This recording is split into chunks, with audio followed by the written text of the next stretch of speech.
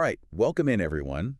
Today we're going to be taking a deep dive into The Untethered Soul by Michael A. Singer. All right. We're using some excerpts from a YouTube narration to explore some of the big ideas about, personal growth and even spiritual awakening. Sounds good. So you're ready to unlock some inner freedom? Oh, absolutely. The Untethered Soul, it's really all about understanding that inner world that we have and breaking free from all those limitations that, we kind of put on ourselves. Yeah. It's packed with concepts that can really shift your perspective. Okay, so let's jump into one of those right away. Yeah. Okay. One of the most fundamental things that Singer talks about is that you're not your thoughts. Right. And when I first heard that, I was like, whoa, wait a minute. Yeah. If I'm not my thoughts, then who am I? It was a powerful concept, very liberating.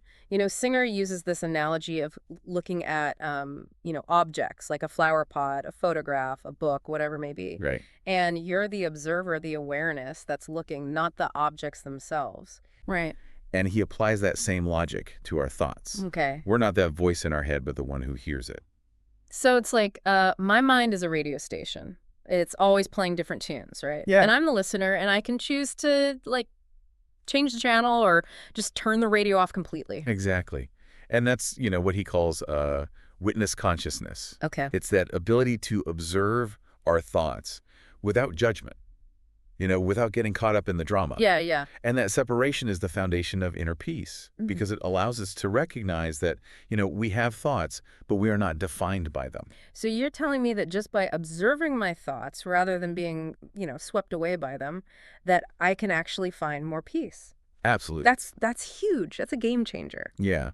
And this awareness, it extends beyond just our thoughts to, our energy as well. Okay. Have you ever noticed how your energy levels can shift so dramatically just based on your thoughts and emotions? Oh, totally. Like if I wake up and I'm feeling super anxious about, a presentation I have to give that day, Right. my energy just tanks. Yeah. But, if I shift my focus to something positive, I instantly feel more energized. That's a perfect example of how our inner state, influences our energy. Right. Singers suggest that we have these inner energy centers, Okay. like our heart, Okay. and they can be open or closed. Okay. And when they're open, we feel alive, enthusiastic, connected.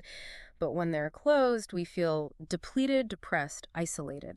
This idea of inner energy is really intriguing. Can Yeah. you talk a little bit more about what he means by these energy centers? Yeah. He describes the heart as this powerful instrument, Okay. capable of creating vibrations and harmonies that go beyond just the physical realm. Oh. And he introduces this really fascinating concept of samskaras, which are basically stored emotional patterns in our hearts, Okay. like imprints from past experiences. Wait, so you're saying our hearts actually store emotional memories? You can think of them, like emotional grooves in your heart. Right. Each time you have a similar experience, that groove gets deeper. Right. And these samskaras, they can create blockages in our hearts, Okay. leading to pain, fear, jealousy, and things like that. Yeah. But the good news is you can smooth out those grooves through awareness and conscious effort. So even though we're not our thoughts can still have, a real impact on our hearts, Exactly. creating these energetic patterns that, shape our experiences. Exactly. And that brings us to another key concept, which is the tendency to kind of close off our hearts Right. to protect ourselves from pain. Yeah. Singer uses this analogy of building a house around ourselves. Mm. It represents our ego and self-concept. Mm. It's all the defenses we kind of build up to avoid feeling vulnerable. It's like we're constantly trying to shield ourselves from getting hurt. Yeah. But by doing that, we're also kind of blocking ourselves from experiencing true joy and connection. Yeah. So I want to ask those of you out there listening, how many of you are building walls right now? What are Yeah. you trying to protect? It's a question worth asking yourself. It is. Yeah. Yeah. It's a natural human instinct, to want to protect ourselves from pain. Right. But Singer suggests that this tendency to close off our hearts, Yeah. it actually limits our capacity for growth and happiness. Hmm. It's like we're living in this self-imposed prison, afraid to venture out and really experience the fullness of life. So how do we break free from that prison? How do we unlock those chains? Well, Singer points to fear as that root cause of this tendency to, close off. Okay. He says that fear arises from blockages in our inner energy flow. Okay. And because we're, afraid to feel that fear, Yeah. We try to control our external environment to avoid anything that might trigger those, uncomfortable feelings. It's like we're trying to, like, build a dam to hold back this raging river of fear, Yeah.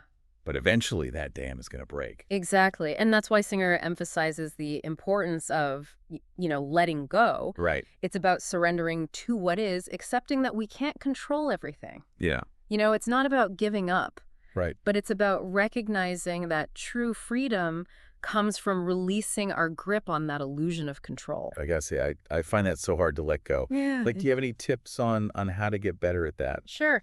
I think it starts with becoming aware of the ways in which we cling to things that ultimately don't really matter. Right. Our thoughts, our emotions, our possessions, even our identities, these are all impermanent, constantly changing. So if we're not our thoughts, we're not our emotions, and everything is constantly changing. Yeah. What are we really trying to hold on to? Like, what's the point? Yeah, it's a good question. It's like trying to build a sandcastle on the beach. The waves are going to come and wash it away no matter how hard you try to hold on. That's a great analogy. Yeah.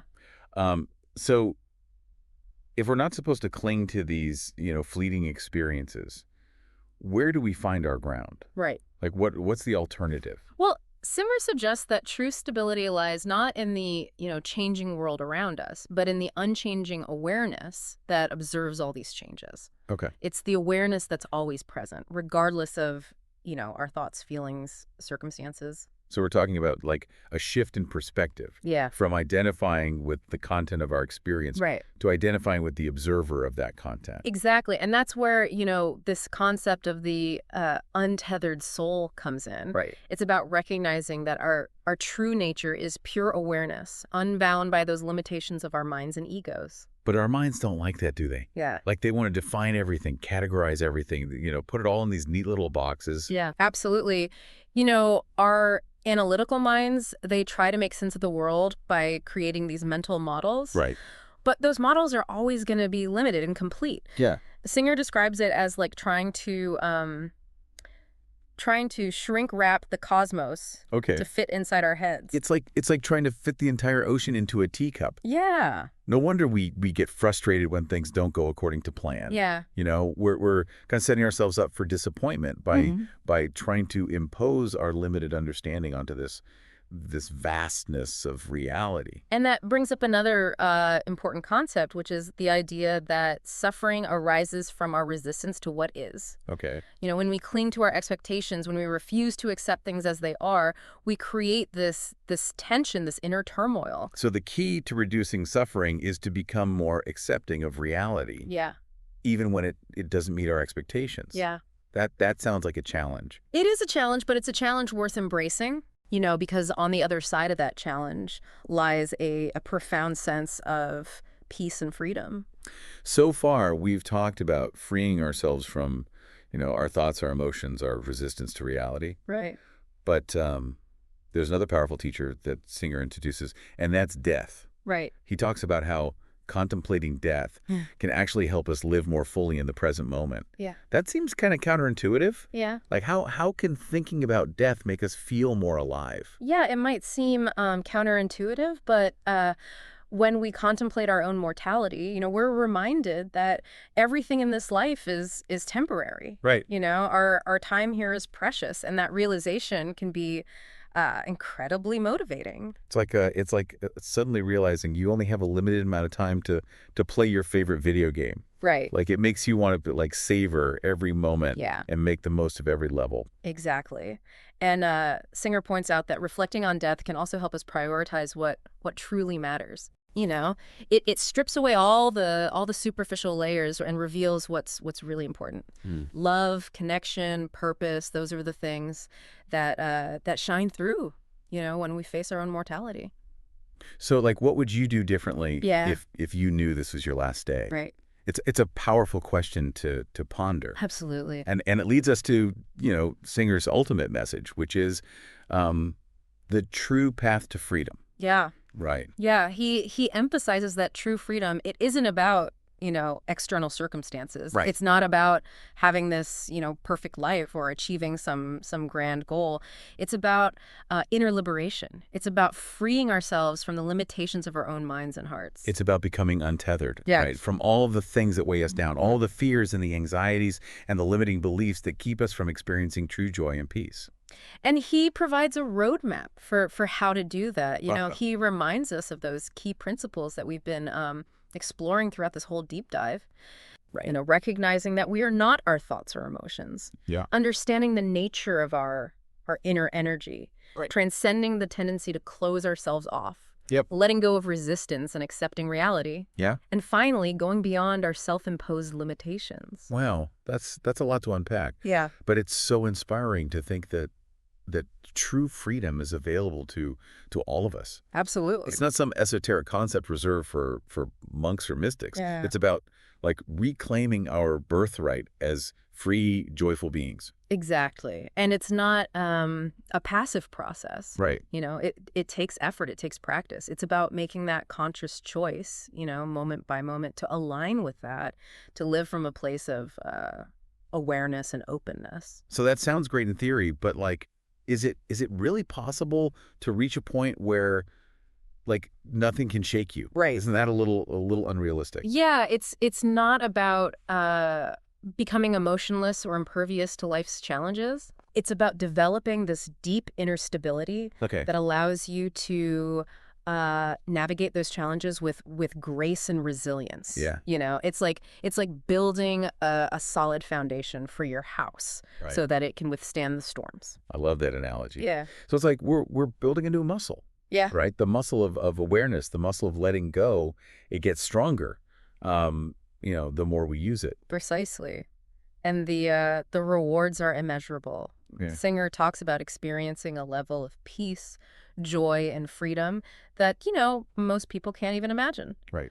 It's about tapping into this source of well-being that's always available to us, regardless of our external circumstances. Well, this deep dive has given us so much to think about. What resonates with you most from what we've discussed? Yeah. Like what idea are you going to take with you and explore further? Yeah, maybe it's that concept of, witness consciousness. Learning to observe your thoughts without judgment. Or perhaps it's about exploring the nature of your inner energy, learning to keep your heart open. Right. Or maybe it's about facing your fears, letting go of resistance, and embracing the unknown. Yeah. Whatever it is, this deep dive is giving you a powerful framework, I think, for personal growth. Absolutely. But the real transformation happens when you take these concepts Yeah. and apply them to your own life. Yeah. When you start living them, breathing them, embodying them. Remember, you have the power to choose. Yeah. You have the power to let go. Right. You have the power to create a life that's truly free and fulfilling. Well, thanks for joining us on this journey into the Untethered Soul. Yeah. We hope you've gained some valuable insights and inspiration along the way. Absolutely. Keep exploring, keep growing, and keep unlocking your inner freedom. Until next time.